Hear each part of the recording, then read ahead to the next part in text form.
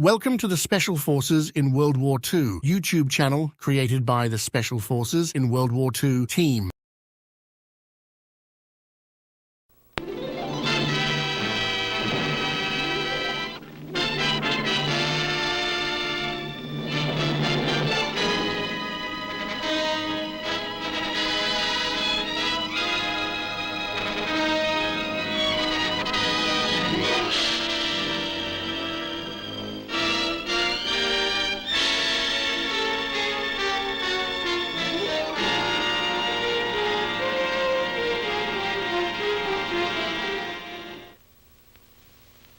One of the strangest stories of World War II is the story of sneak craft attack, favorite naval weapon of the have-not nations. By swimmer, by human torpedo, by midget submarine, explosive boat, and torpedo boat, the Axis powers strove with considerable success to whittle down the naval superiority of the Allies. The Allies learned vigilance the hard way, to the tune of thousands of tons of warships and merchantmen sunk and damaged. In the Mediterranean alone, at Alexandria, at Ceuta Bay, Gibraltar, and Algiers, Italian sneak craft accounted for 150,000 tons of Allied shipping. The simplest form of sneak attack is the swimmer, using a tight-fitting rubber suit to protect him from the cold and swim fins to increase his striking range. He could reach targets up to 5 miles. The breathing apparatus developed by the Italians showed great skill in design. The single oxygen bottle allowed the swimmer to work underwater for at least half an hour, plenty of time to finish his deadly mission. For attacking shipping, their limpet mines and floating charges contain from 4 to 40 pounds of super explosive. They wrecked the Nijmegen Bridge by guiding 1,500-pound charges down the river. And throughout the war, they successfully blew up locks along the inland waterways. In attacking ships, the swimmer almost always approached the targets on the surface, relying on his head net to camouflage his face from the lookouts. On reaching it, he put on his nose clip and his mouthpiece for underwater breathing, filled the lung with oxygen, and submerged quietly to the bilge keel.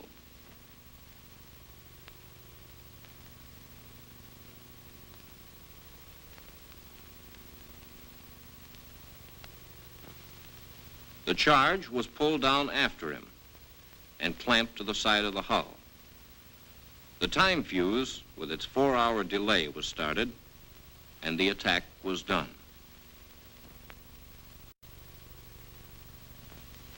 Score for the swimmers: the Nijmegen Bridge, many canal locks, but only a few Allied ships.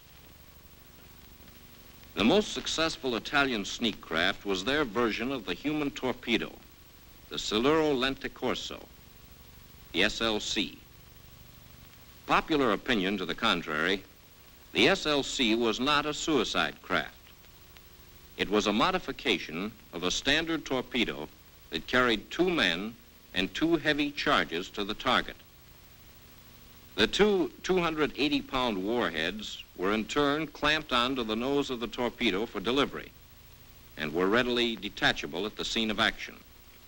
One of them was easily capable of breaking the back of a merchant ship. Together, they could, and did, put a capital ship out of commission for a year. The craft was designed to put as little strain as possible on the operator during his long ordeal. Simple airplane-type controls for the hydroplanes and rudder, motor switch with 4 speeds forward and 4 reverse, electric pumps to fill or empty the ballast tanks. The overall length of the SLC was 22 feet, and it weighed a little over 1.5 tons.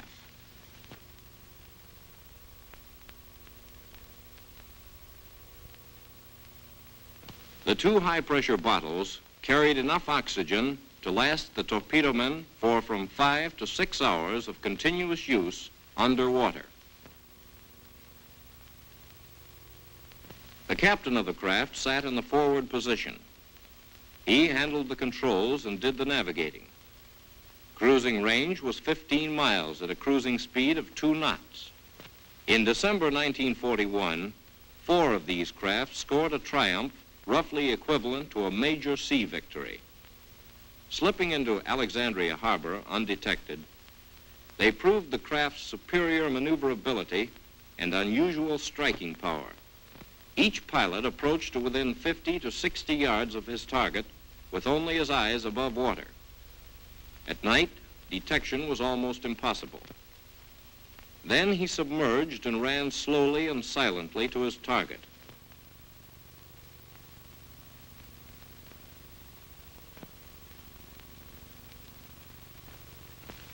Each craft jockeyed to position under the bilge keel. While the captain held the craft there, the number 2 man ran a line from one bilge keel to the other, detached the warheads, and placed the charges firmly in position directly under the keel.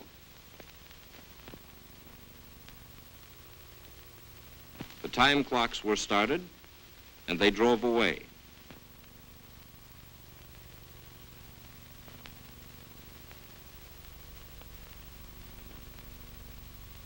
In this manner, 2 British battleships, the Queen Elizabeth and the Valiant, and an Allied tanker, 80,000 tons of shipping, were sunk in Alexandria Harbor in a single night. Later, at Gibraltar, they were able to bag 9 British and American merchantmen.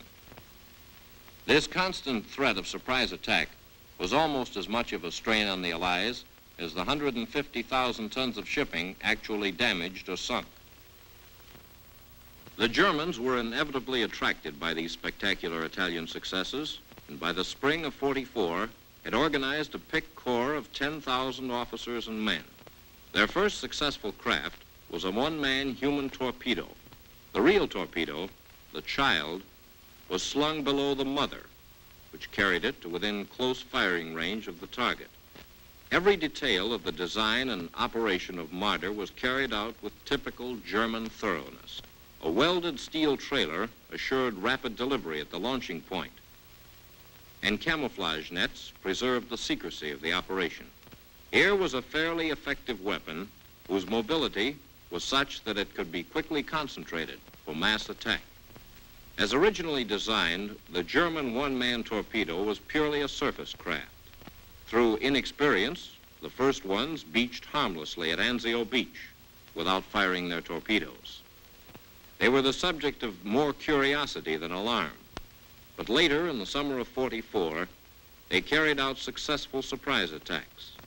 The low silhouette of the craft running awash with only the dome visible made the run-in on a dark night relatively easy. But once he had fired his torpedo and his presence was known, he was quite helpless against counterattack. The Germans could ill afford to sacrifice their trained men, and the next craft were made able to dive. Marder was found to be fully operable at depths up to 90 feet. It handled well and maintained an even course, with a speed of 1.5 knots, as contrasted to a surface speed of somewhat over 2 knots. Her ability to dive thus immeasurably increased her effectiveness, and the sturdy seagoing qualities of the craft underwater exceeded anticipations. The operators even found they could perform radical maneuvers without losing control. However, the operator could not see underwater well enough to make an attack. His run-in to firing range was usually made awash. Even under these conditions, visibility was something less than ideal, making extremely close range necessary before the torpedo could be fired with any degree of accuracy. 50,000 tons of shipping were thus sunk or damaged in the last year of the war, an amount out of all proportion to the Marder losses suffered by the Germans. The development of the midget submarine by the Germans is another chapter in the story of sneak craft attack. First in point of time was Molch, an all-electric one-man midget. She filled the essential requirement of ease in handling by truck to the point of launching and by truck or crane into the water. Molch was not very successful. Her range was a mere 75 miles, and she was slow and cumbersome on the surface. Her batteries, which filled the whole forward part of the craft, could drive her at up to 4 knots. But the swells in anything but the calmest seas battered her oversized hydroplanes unmercifully. Yet she had her good points underwater. These same hydroplanes gave the operator excellent control of his craft, and she submerged and surfaced with fair success. Under actual operating conditions, she failed to measure up, and after 2 15-boat sorties in which all craft were lost, she was abandoned. Her successor was the streamlined Biber, which sacrificed strength for speed. A gas engine was added for surface cruising and recharging the batteries, but her normal range was still restricted to approximately 75 miles. The concavities in the hull permitted the torpedoes to be carried outboard without greatly increasing the bulk of the craft. But they in turn weakened the hull to a considerable degree. Biber, with her 30-foot overall length and 6 tons weight, was still small enough to be launched and maintained at quickly constructed strategic points.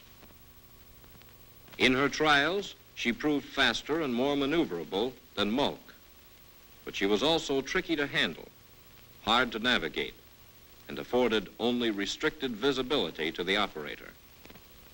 After Molch was abandoned, Biber was used constantly against shipping to the port of Antwerp. She had small success and suffered heavy losses. In 15 sorties, using 163 Bibers, 53 of them, almost a third, failed to return. Biber was being used as a stopgap until the new midget sub, Seehund, was ready.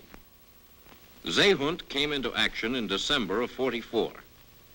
The German engineers had at last found a small submersible that overcame the annoying limitations of the other craft. Seehund had the great virtue of being mass-produced.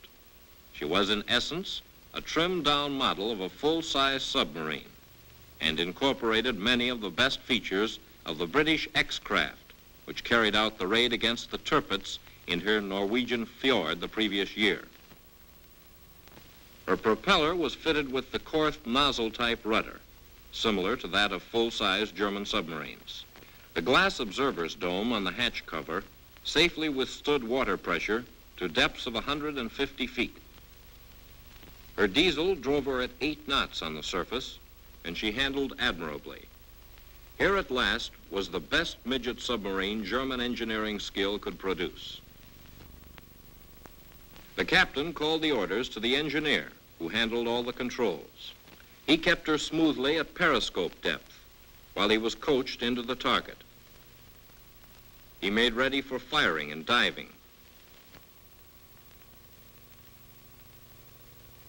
He fired the torpedoes at command, and the fish slipped off the track on its run to the target. Take her down, and down they went as the captain took a last quick look through the periscope. Underwater, her small size made it almost impossible for the warships to find her. Listening gear was incapable of detecting her propeller noise at slow speed, and it was very difficult to ping on her small hull.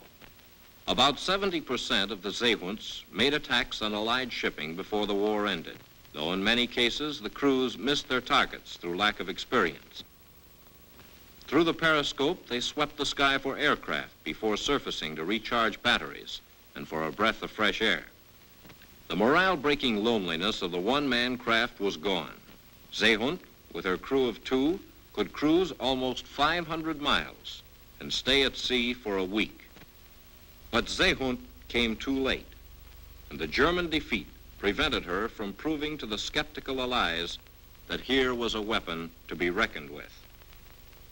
In sharp contrast to the successful underwater craft, the motorboat story was extremely disappointing to the enemy. The Italians designed a 20-foot torpedo boat, the MTSM, to attack ships either at sea or in the harbors. The propellers were retractable, so the crew of two could ease her over a sagging harbor defense net to attack the shipping inside. Two Alfa Romeo engines, one on either side of the single torpedo tube, gave her a top speed of 32 knots. The torpedo was fired by aiming the boat directly at the target. And after firing, the boat was turned sharply away from the following torpedo. This was fine theory that seldom worked out in practice, for the ship's gun crews were able to shoot most of the boats out of the water or drive off the attacks before damage was done. The German version of the torpedo boat was the Wendel boat, a lean, streamlined craft with a single non-retractable prop. Two torpedoes were shot from the stern and so arranged that one was fired on the run-in and the other was fired during the retreat. In addition, her armament boasted two rocket launchers, one on either side of the pilot house. Like the other sneak craft, she required comparatively calm seas for operations. Her high speed of 33 knots and the two rockets were supposed to disrupt enemy gun crews, giving her a better chance to get within proper torpedo range. The Wendel boat made fine propaganda pictures for the Nazi newsreels, but her performance as an offensive weapon was no more impressive than her Italian counterpart. The explosive boat was a simpler method of delivering a charge to the target. The Italians used it successfully in the last war and continued to experiment during the 1920s and 30s. They developed a hull that planed beautifully and an Alfa Romeo engine that gave speeds up to 30 knots. The combined propeller rudder could be swiveled at will, so that with a trained operator at the wheel, the usual type of torpedo net defense could be hurdled with surprising ease, although in actual operations, the boat was sneaked over the nets as quietly as possible under cover of darkness. In the early years of the war, the Mediterranean was alive with these craft. They swarmed into Malta and Ceuta Bay in mass attacks, but the ease with which they were spotted and their extreme vulnerability to gunfire placed them in the category of nuisance craft rather than effective offensive ones. Nevertheless, because it was a cheap way of delivering a massive 800-pound charge to its target, the Germans copied the Italian explosive boat. Trailer-drawn and usually launched directly from the trailer, the German craft Linse was a much cheaper, mass-produced boat with a Ford V8 type engine, non-retractable prop, and indifferent seaworthiness. In the dying days of the war, the Germans played up Linse to bolster morale at home. Spectacular pictures of this secret weapon and fake shots of the damage it could do were intended by the Goebbels machine to whip the starving Germans into a frenzy of enthusiasm. The driver aimed his boat like a gun, locked his controls on a collision course, and at the last possible moment, jumped. The 800-pound charge, detonating on contact, supposedly did the rest. Near the end of the war, the Nazis formed a new combat unit to man radio-controlled explosive boats. The radio control man in the pilot boat steered the other craft and could regulate the speed. 3 boats made up a combat team: the pilot boat and 2 explosive boats. A pilot drove each explosive boat until an attack was started. Then he jumped overboard, and to quote the Germans, he was nearly always rescued, either before or after the operation. Radio control made little difference. It saved the lives of a few Nazi boatmen, but the guns of the escort ships still blasted the boats out of the water with almost 100% success. Against an alert enemy, the motorboat idea in any form was a dismal failure. Too late for this war, but almost ready for operation, were 2 new craft, one German, and one Italian. This is the German High, an attempt at a super one-man human torpedo. Its increased length doubled its battery capacity, which could be used for increased range, faster speed, or both. But its great length, over 40 feet, made it extraordinarily clumsy and an ever-present potential death trap for the operator. High failed, and the German unconditional surrender stopped further experiments. Directly opposite to the German High was the Italian SSB, which was also caught by the war's ending before she could get into action. Except for the midget submarine, Seehund, she was probably the finest sneak craft to come out of the war. Her two enormous warheads total nearly 900 pounds of high explosive. The crew of two rides inside a cockpit, which protects them from the water pressure and helps streamline the craft. The face masks and breathing gear are the same as on the older two-man torpedo and can be put on even after the men are underwater. SSB is 26 feet long, weighs a little over 2 tons, and has a top speed of 6 knots. Whether turning, diving, or running, the control is positive and rapid.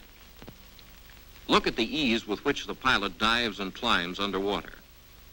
The SSB is fast and powerful enough to overcome many of the tides and currents that prevented the other two-man and one-man torpedoes from operating successfully.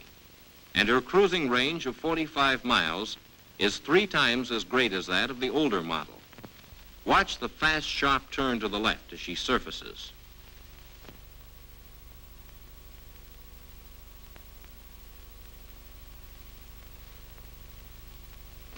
Shipping is attacked in the same manner as with the older two-man torpedo. For operative technique, the whole operation is shown on the surface beside a ship. After coming alongside submerged, and in a real operation, sinking to the bilge keel, the number 2 man gets out of the craft with his clamps and fastens them to the bilge keel. As this is a merchant ship of 6,000 tons, only one warhead is needed to blow a tremendous hole, break her back, and sink her. The clamp holding the first section of the head is loosened. While this is being done, the captain holds his craft in position under the bilge keel in a real operation, alongside the ship in this demonstration.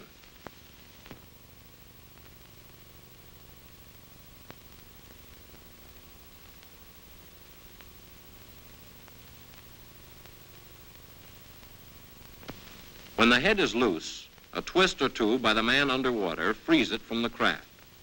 As it has only 2 pounds of positive buoyancy, it is easy to pull it under and fasten it to the hull.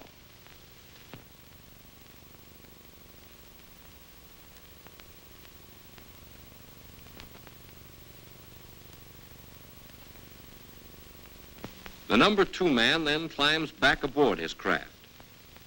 With the second section of the warhead still in place, the SSB can attack another ship, making it possible for 2 men to sink 2 ships in one operation.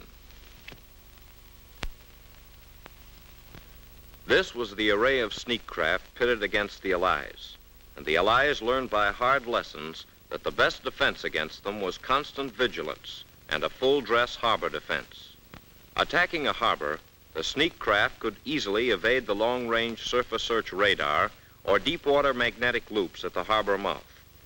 Even the line of sonobuoys on the surface or hydrophones on the bottom could seldom pick up their weak propeller beats, and then only if the craft were operating at high speed.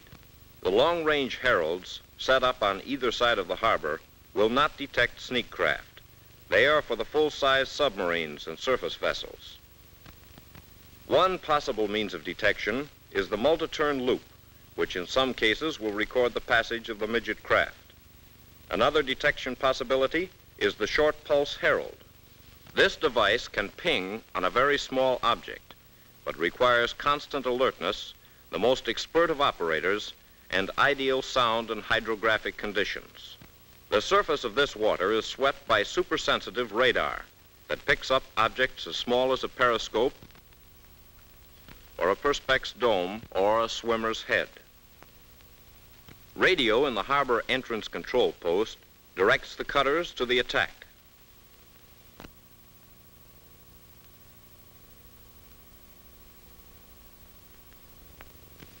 Torpedo nets are the last line of fixed defense. The latest and best stopped torpedoes, one-man human torpedoes, midget subs, and with specially rigged surface elements, they stop motorboats. The two-man torpedoes and the swimmers were the only ones who could make their way past the net defenses, using net cutters or slipping through openings near the shore. The harbor patrol boats, armed with searchlights, machine guns, and depth charges, were constantly searching for the sneak attackers who were able to penetrate these defenses. At slow speeds, these underwater craft made little or no noise with their propellers or engines. Sometimes, at a very close range and under the very best of listening conditions, a skillful operator might faintly hear the propeller beats. Of course, if the craft makes a maneuver such as this crash dive of the Seehund, the experienced sound operator could quite easily hear it. However, exhaustive tests have proved that under sneak attack conditions, it is next to impossible to hear any of these midget craft. The electric torpedo is by no means silent. True, the sound operator hears it the instant it is fired, but then it is much too late. The latest detection devices developed at the end of the war, but not yet installed in our harbors, were the multi-turn loop and the short pulse herald. The multi-turn loop in 60 feet of water is the most sensitive of magnetic detection instruments. However, a sneak craft built of non-magnetic material should be able to cross such a loop without detection. The short pulse herald promised to be one of the most effective detection devices in use. Tests revealed that up to 400 yards, this device, with skillful operation, could detect sneak craft under average conditions. These and the radar were the newest weapons for harbor defense. The end of the war found the sneak craft that had been so crudely and hastily built for defense about to become important secret weapons of offense. It needs but little imagination to see what these craft could do to even our largest shore installations, should they be equipped with new atomic weapons. To be secure is to keep well abreast of all future improvements in sneak weapons and to press vigorously the development of more dependable detection equipment and countermeasures so that we may not be caught by this form of the opening gun of modern warfare, the sneak attack.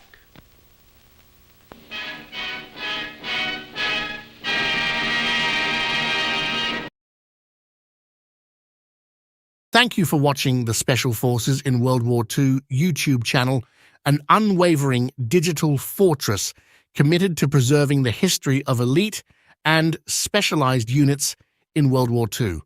Our mission is clear: to provide a comprehensive view of the elite units and formations that played pivotal roles in the Second World War. This extensive dossier includes their frontline battles, innovative weaponry, strategic maneuvers, and the brave soldiers who faced the crucible of combat. The World War II SOF Virtual Museum is our dynamic field operation, continually uncovering layers of historical knowledge. We also maintain outposts on Facebook, Instagram, and YouTube to enhance our information dissemination. If you possess relevant intelligence to support our mission, don't hesitate to share it with us. Your contributions will be prominently featured in our operational archives. For those willing to provide substantial support, visit our Patreon forward base and enlist. Your backing is crucial to sustaining our mission. Together, let's carry forth this legacy.